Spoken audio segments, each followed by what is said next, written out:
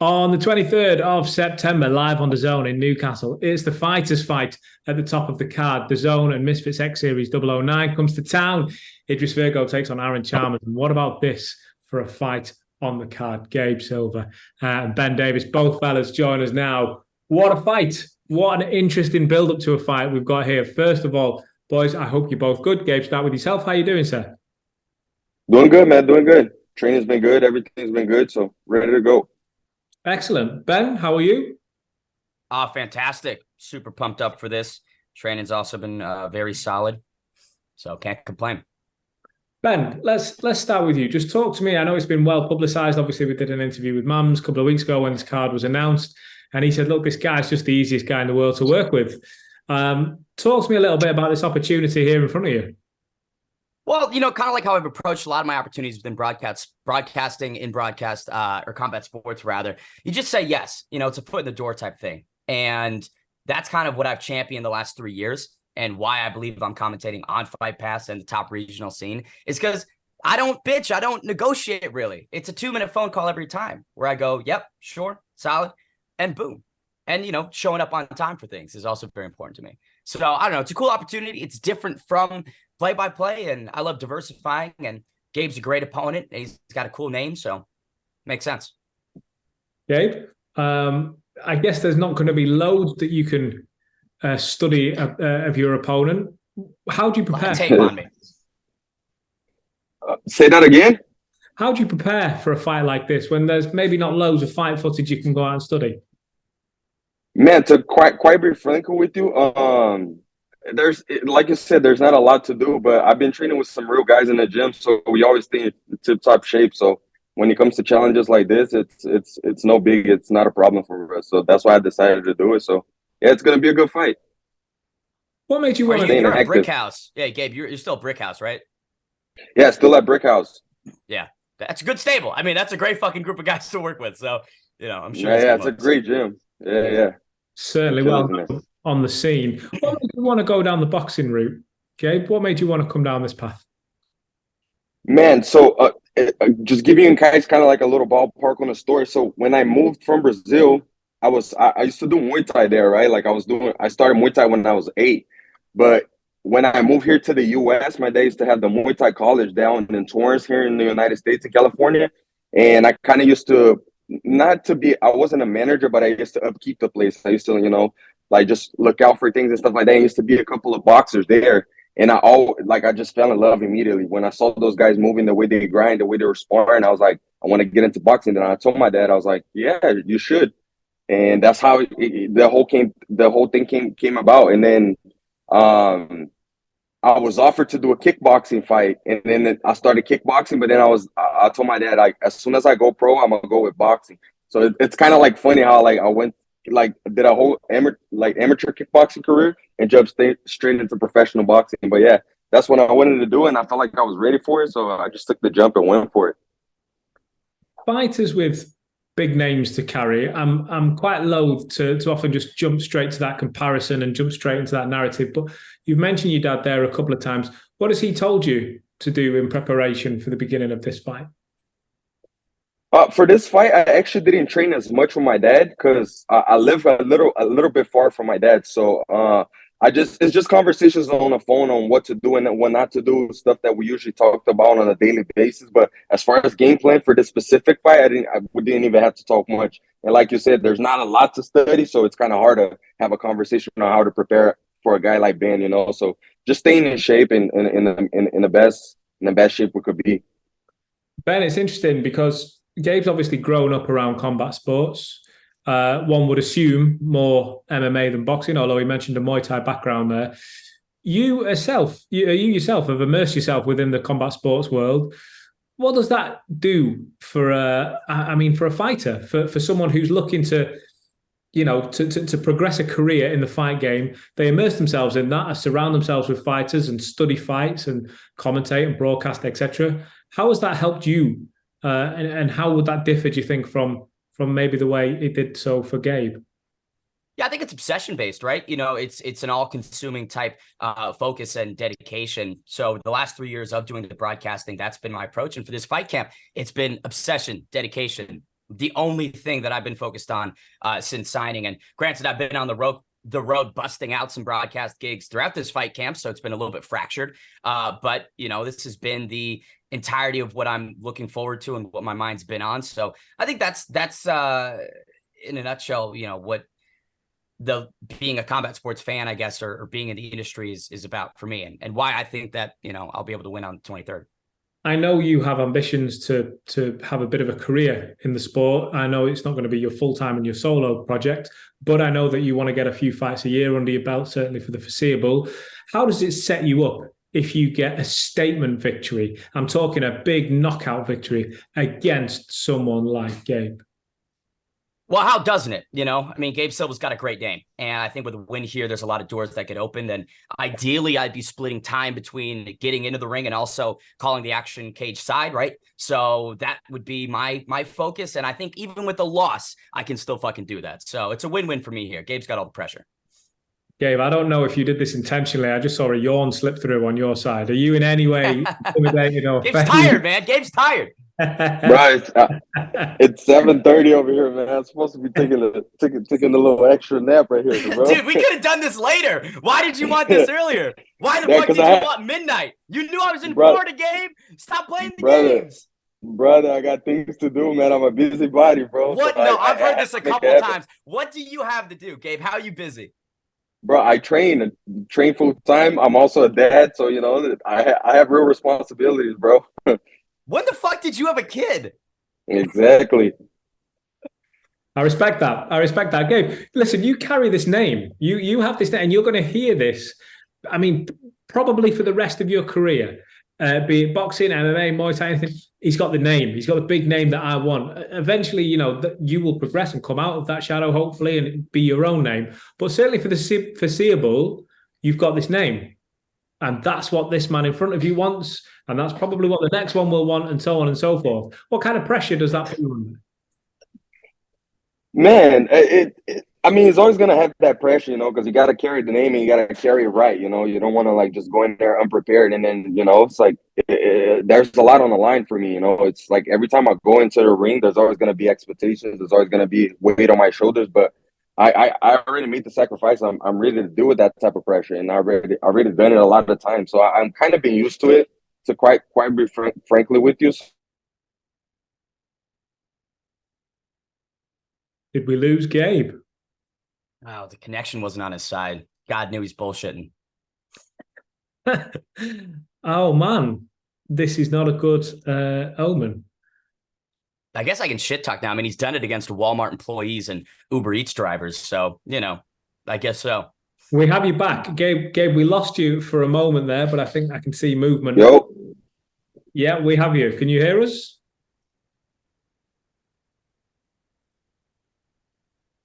Can you hear us? No. Hear us, Gabe? Can you guys hear me? Yeah, I got you. We got you. Let's move forward. It's often said, Gabe, certainly from athletes to commentators, specifically, I think in the fight game. In my background, I hear it in football. You guys may refer to as soccer as well, but certainly in the fight game, about commentators. They shouldn't be commentating if they've never stepped in. They shouldn't be. How can they possibly analyze something if they've not got in the ropes or in the cage themselves? Do you respect Ben for making that step that many broadcasters maybe wouldn't? That it's pretty valid. I mean, you have to respect, bro. Honestly, like I tell this to everybody. I feel like every man once in their life should go through that process. Not necessarily to the fight, but even if they could have a fight, whether it's an amateur or professional fight, because you find out a lot about yourself. So I feel like it's very important. In Ben's case, it's gonna help him tremendously. Because now he could give an input inside and outside of the ring. So I think it's, like you said, it's a win-win situation for him. Without maybe giving me too much information, I appreciate you may want to hold some of it back, Gabe. What's the game plan? How does this fight go when you step toe-to-toe with Ben Davis? Man, honestly, I'm just trying to get used to that whole Misfits ecosystem. So I'm gonna just go and have fun, man. That's my whole game plan for that fight. I'm not gonna try to box too much, do that stuff that we usually do here in the gym. I'm just gonna go and have fun. Are we looking for I feel like we may have lost you again. We got you back. Are you going for a stoppage win? Do you think that you can go in there with the intention to knock this man out? Or do you see yourself, like you say, having some fun and maybe getting the rounds up? 1000%. I mean, if the stoppage it could be presented, I could even make my way into a stoppage at any moment. But I honestly want to. I'm not. I'm gonna make it. I'm gonna make it fair. You know, it's his first fight. Trying to have fun with him, see what he got, and then we'll go from there. We'll go from there. Ben, It's gonna be a good one. He's almost It'll be talking fun. like he's going to carry you here. He's almost talking like he's going to carry you. What, I know. I don't know if I like that talk. I mean, listen, we're gonna go in there. We're gonna throw down. No, we're gonna throw hands. You know, it's gonna be fine tonight. Yeah, But yeah, this is for sure fight of the night. Ben, what have you seen of Gabe? I've watched all his fights, man, you know, and he's got a lot of good fundamentals. You can see that Anderson Silva-esque movement with his head. I will say I think that the offense is still coming along. It's a lot of setting up the cross, you know, the one to the body coming over the top, the double jabs in. And I don't know. I mean, I'll do respect. I'm not that impressed with the caliber opponent. Angelo Thompson was an 0-6 boxer, came in there to lose. And he still caught Gabe on a couple occasions. It was a decisive win. And I was like, clean, got the job done. But I'm like, he's, you know, I see in the bio kickboxing champion, Muay Thai champion. And I go and look at these guys' records and I watch the fights. And I'm like, Christian Williams couldn't throw a jab to save his fucking life. So winning a belt off of him, I'm like, you know, we'll see. But yeah, if he doesn't knock me out, I'll be a little surprised. Gabe still has been fighting his entire life, you know, so that is the reality. And that's what I've been told the last couple of weeks by, I think, practically everybody. I feel like this is maybe all about provocation. If he's, you know, Gabe, Ben is saying he's not impressed with the caliber of opposition, yet he himself is now opposition. Does that add maybe something on you that you really have to be knocking this guy out? Bro, honestly, yes, but not really. Like I said, I'm trying to, you know, I'm just perform the best that I can. If it gets knocked out, it's all good. We could maybe get a beer after. I don't know. I don't even drink beer, but we'll you'll have one with me, yeah. Like, you feel me? It's all good, but you know, like I'm not trying to, you know, like just do stuff because they want me to. You know, I'm gonna just go in there, have fun, see how I feel, and then if the knockout presents itself, we'll take it. Like I said. I think it's influencer boxing. I mean, if you're not trying to go in there and get either clippable moments or some virality in your fight, if you're going in there just to do traditional boxing, then I don't know. I think you're doing it wrong. So I like the mindset, Gabe. And I'm gonna throw some Anderson Silva at you. I'm gonna throw some of that Anderson. You know, we'll see. You know, I'm the son of the spider, man, so you don't get on better than me, bro. Hey. We'll see. Is it easy to keep that out of your head, Ben? Like you're training for a fighter, but at the same time you're thinking, well, what a name. Like, how do you keep that out of your head? It doesn't matter. It's not like Anderson's fighting on the 23rd. Gabe is. It doesn't matter who's ringside cornering. It doesn't matter who's, you know, the blood in the veins. When I spill it on the canvas, it's going to be red just like mine. You know, so it don't matter, baby. He could be the son of Brock Lesnar. He could be the son of Hulk Hogan. At the end of the day, it's Gabe fighting. And Gabe's great. But it's not like there's pressure associated with who his dad is. You know, I mean, my dad, Scott Davis, boom, versus Anderson. I might take Scott. Gabe, I don't know. I think my pops might give your dad a run for his money. Big up Scott Davis, of course. Listen, let me pick up on something you said, because I liked it. You said this is influencer boxing. We're looking for clippable moments and virality. I like that. Is that a glimpse or an insight into the fighting style you are going to bring? Because we've seen some of these fighters, right? And they're very exciting. And they realistically accept it's not going to be a pro career that lies waiting for them. They're not going to go off and challenge for such and such a world title or whatever. So they come in and they brawl. And the fans, they love it. They bite for it because there's a brawl. Someone who's not bothered to take a hit to give two back. Do you know, is that the kind of style that maybe you're gonna bring and put the pressure on Gabe? I mean, I'm not going to come in there and look like I'm fighting in the parking lot of a 7-Eleven. You know what I mean? There's going to be some technique. I got to show up and prove. Yeah, I mean, come on. I'm not going to show. Some of them be doing that, bro. Dude, I know. And if I did that against Gabe is a good enough striker that he would just step back, fire across, and I would be dead on the canvas. That is the outcome there. So I have to be patient. I have to stay composed and disciplined. And the style that I'm bringing into the ring is one that I think Gabe will recognize, not in boxing, but maybe another combat sport that he's, done a lot of work in. So that'll be a glimpse. I'll be honest, and I'm sure given your line of work, Ben, you've probably picked up on this already. It's my job to try and stir the pot a little bit, try and pick out some needle and make some beef. I don't really feel it here, if I'm being honest. I feel there is a bit of a mutual respect there. I've done my best to get under Gabe's skin, and it's not working. So Gabe seems like a chill guy. It's hard to dislike him. A father? Didn't know that. Now I feel bad. Gabe, I mean, I guess this is something that the years of experience of being around this game, I guess, may have taught you, that you don't let yourself get riled up. Play the game, not the occasion. I believe that it's not even about that. It's just like, you guys could see, like, if you guys, like, when my family came out, the whole thing about my family in the combat sports, like, if you see my dad, have always been, that's how I learned it, how to carry myself, not just as a boxer, but a martial artist overall. Always, with mutual respect, and when we go in there, we'll go to war. But until then, it's all friendship.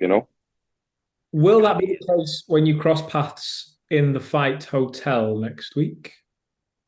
I think so. I mean, yeah. I'll still try and get under his skin. I'm still going to be a nuisance, but afterwards, for sure. I'm trying to train a brick house, baby. I'm trying to come down there. I can't be too much of a dick to Gabe. Hey, bro, I'm gonna be honest with you. If you wanna have a long career, what you wanna do, bro? I wouldn't go to brick house if I was you, man. Just being honest. I'm telling you, there's some killers in there, bro. Yeah. It certainly is the benchmark, I think, or one of the benchmarks in this industry. Well, listen, boys, I think this fight in particular has drawn the attention for so many different reasons. I don't just want to play on the son of a legend card, because I can empathize, where obviously my own background as someone who comes from this world and wants to step in the ropes and has a go at it. I think there's massive respect there. It's going to be very interesting to see how this plays out. But I will end on this note, starting with yourself, Ben. Give me a prediction for how this fight plays down. I think a lot of people are underestimating what I can bring into the ring, and for good reason. I've never fought before. Why rate me that highly? But once that first bell rings and we get going, I think people are going to start seeing, oh, he's really not just a play-by-play commentator. And in that third and fourth round is where the deep waters come around. And listen, when the tough gets going, I'm a tough dude.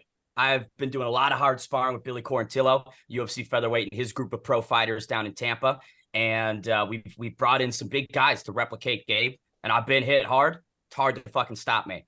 So I think that people are going to be impressed by the durability, and I see a decision. I see me getting the hand raised via the judges' scorecard. Okay.